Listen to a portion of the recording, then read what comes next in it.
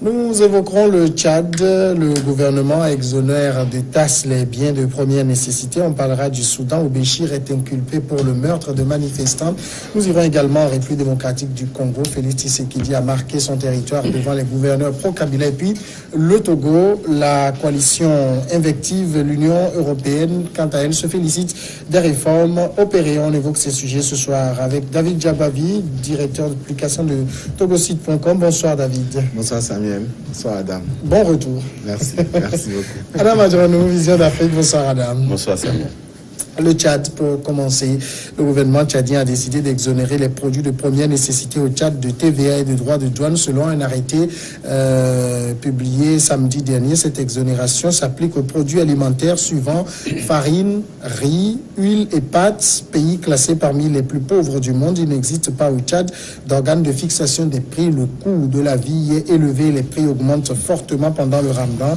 Lundi, le collectif tchadien contre la vie chère a dénoncé dans un communiqué le comportement des commerçants véreux qui doublent voire triplent ou quadruplent les prix durant cette période, appelant le gouvernement à agir. Adam, et le gouvernement a agi, c'est une mesure qu'il faut saluer. Oui, naturellement, c'est une mesure qu'il faut saluer parce que vous savez, depuis un moment où le Tchad traverse des moments de turbulence compte tenu du fait qu'il y a eu le tarissement des puits de pétrole et puis le prix qui a dégringolé depuis un moment. Ça fait que le Tchad n'a plus retrouvé, disons, ses allures d'antan en termes d'économie. C'est vrai qu'entre-temps, il a eu un peu le soutien du FMI compte tenu des récessions, des redressements. C'est qu'il a eu à faire sur son économie. Mais aujourd'hui, avec les mouvements, les tensions, ce qu'on a connu dans ce pays-là, c'est une bonne nouvelle parce que avec le fait que le pays n'est pas, disons, d'autorité de fixation de prix, ça fait que, surtout en période de Ramadan, c'est vrai que tout le monde sait que le Tchad est un pays majoritairement musulmans. Ça fait que les gens spéculent sur les prix de tout. Donc c'est le moment de pouvoir tirer meilleur profit du commerce.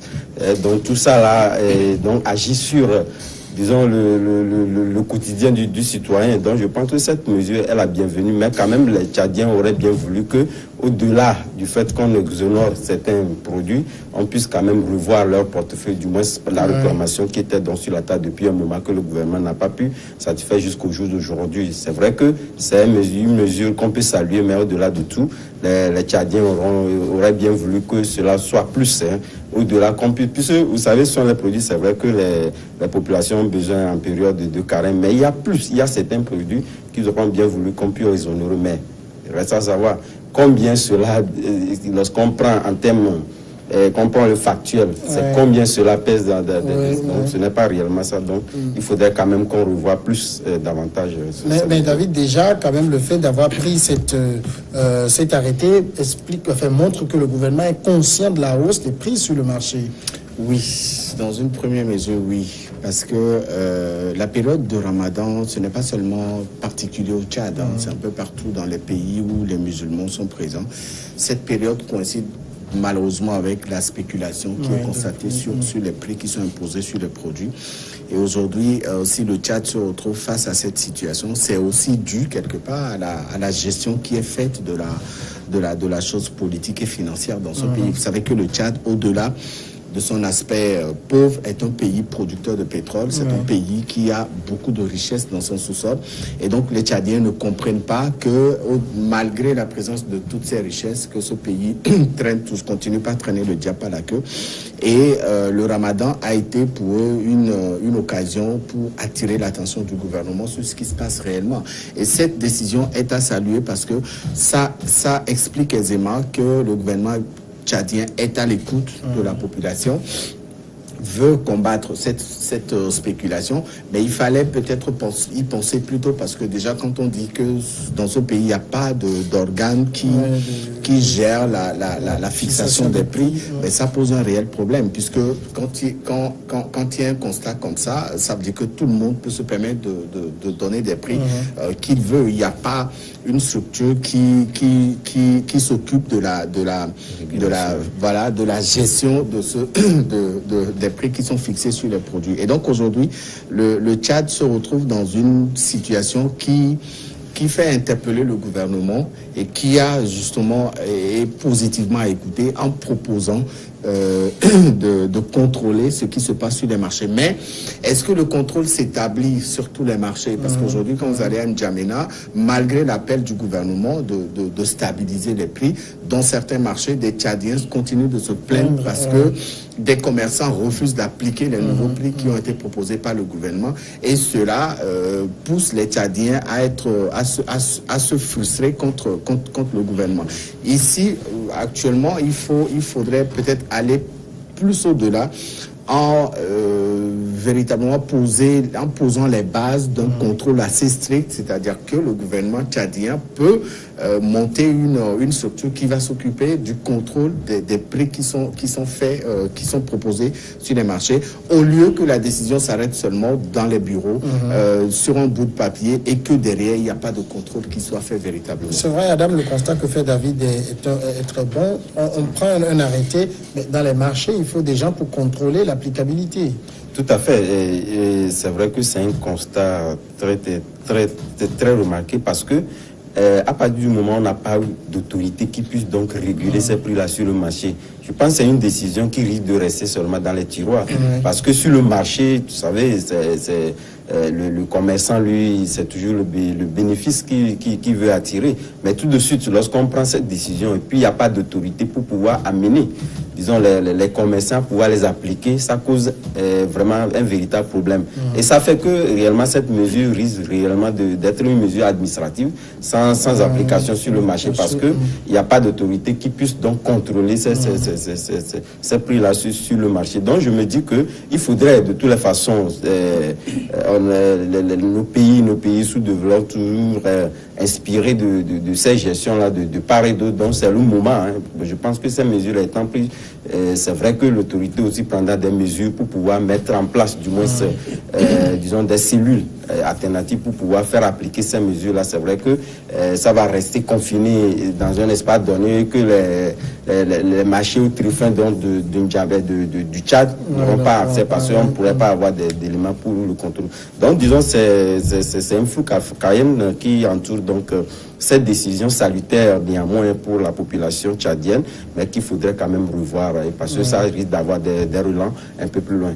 Alors, mais comment on applique, comment on contrôle l'applicabilité de la décision? Est-ce que le gouvernement, par exemple, pour ce qui est du riz ou de l'huile, doit communiquer et dire le bidon ou le litre d'huile doit se vendre à tel prix? Bah oui, ça se fait au Togo, ça se fait avec les prix sur les produits pétroliers. Je pense que toutes les stations essence ont un prix fixe sur le litre du gasoil, sur le litre du diesel ou sur le litre mais là, c'est quand même beaucoup plus simple à faire, parce que c'est généralement le gouvernement qui commande, qui fait l'entreposage, et les sociétés vont acheter. Mais ici, il s'agit par exemple de produire le riz. J'ai mon fournisseur qui me fournit mon sac de 5 kilos à tel prix.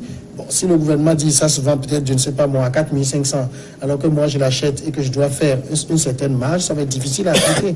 Il faut dans ce cas que le gouvernement comprenne que les commerçants tchadiens ont besoin d'une détaxation sur certains prix. Il faut que le gouvernement accompagne justement ces commerçants pour que des taxes ne soient plus calculées sur ce qui leur a été vendu par le fournisseur.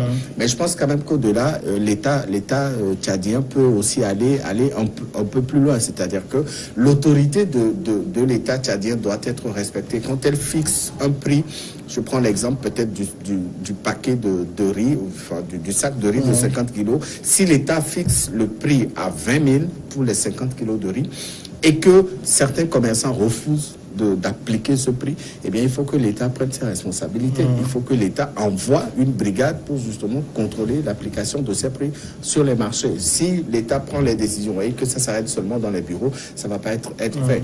Maintenant, ce que vous avez relevé, je pense quand même que c'est assez intéressant, parce que des stocks ont été faits, puisque la période de Ramadan est une période faste, est une période économiquement assez avancée où tout le monde fait des chiffres d'affaires, et donc des stocks ont été faits, et que sur la base de ces stocks, l'État sort maintenant pour donner de nouveaux prix. Il faut que l'État comprenne qu'il doit accompagner ces commerçants qui ont fait des stocks à partir des preuves qui peuvent être présentées, à partir de tout ce qui peut leur être demandé et qu'il se doit de les présenter. À partir de tous ces éléments, l'État peut accompagner justement ces commerçants commerçants qui avaient fait des stocks pour la période de Ramadan. Maintenant, si l'État refuse d'appliquer, d'accompagner ces commerçants, je pense qu'il y aura un flou, qu'il y aura un désordre, un bordel qui va être recensé. Dans un marché à N'Djamena, vous pouvez trouver le sac de riz à 20 000, mais à 20 km plus loin, vous trouverez le même sac de riz à peut-être 25 ou 30 000, parce que le commerçant ne veut pas appliquer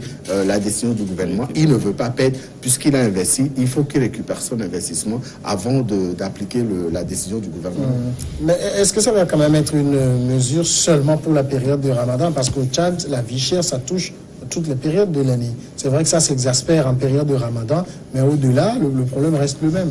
Non, je crois que c'est un point de départ. C'est un point de départ lorsqu'on prend la période de Ramadan, parce que c'est parce que la population était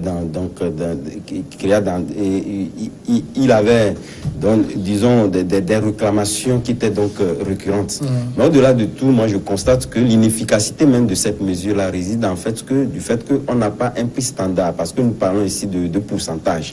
Et lorsque vous prenez pendant la belle femme, la belle dame du marché, n'a pas forcément, il a sa manière à elle de pouvoir calculer les choses, mais n'a pas forcément ces mesures de pourcentage fixées par le gouvernement. Ça fait que réellement, il y aura véritablement un problème qui va se poser, parce que c'est pas la même chose comme nous prenons pendant les produits pétroliers, le prix est fixé. C'est vrai qu'il y a pas, lorsque nous prenons le cas togolais, il y a un comité qui gère ça, composé de la société civile, compte tenu de notre passé, que nous avons constaté. Mais ici, il n'y a pas un prix standard, d'où l'importateur fait donc son ravitaillement. Dans quel pays? Ils n'ont pas forcément les mêmes passerelles de prix. Ça fait que réellement, on risque de ne pas véritablement avoir un prix réel, disons que le sac coûte tel. Et le gouvernement n'a même pas de choix, étant donné que... Et puis il y a aussi celui qui va acheter par exemple son produit à 200 km qui le transporte. Tout à fait. Il rajoute tout ceci. Mais de toutes les façons, ce qu'il faut faire aussi remarquer, c'est que vous allez constater qu'au niveau, à part les produits pétroliers, lorsque nous prenons les produits de première nécessité, vous allez constater que le gouvernement souvent n'a pas, disons, ce regard-là assez exigeant pour pouvoir fixer un certain nombre de prix, parce que lui-même tire meilleur profit. Si nous avons, disons, l'économie du Tchad qui traverse des zones de turbulence, comme je venais de le dire tantôt, le gouvernement tire meilleur profit au niveau de ces commerces-là, par les taxations et ces consorts. Donc, il n'a pas une mesure rigoureuse de pouvoir donc les contraindre à fixer tel ou tel prix. C'est là où réside, moi, à mon avis, l'inefficacité de cette mesure-là, qui risque de ne véritablement pas marcher. Nous marquons la première pause, on revient après.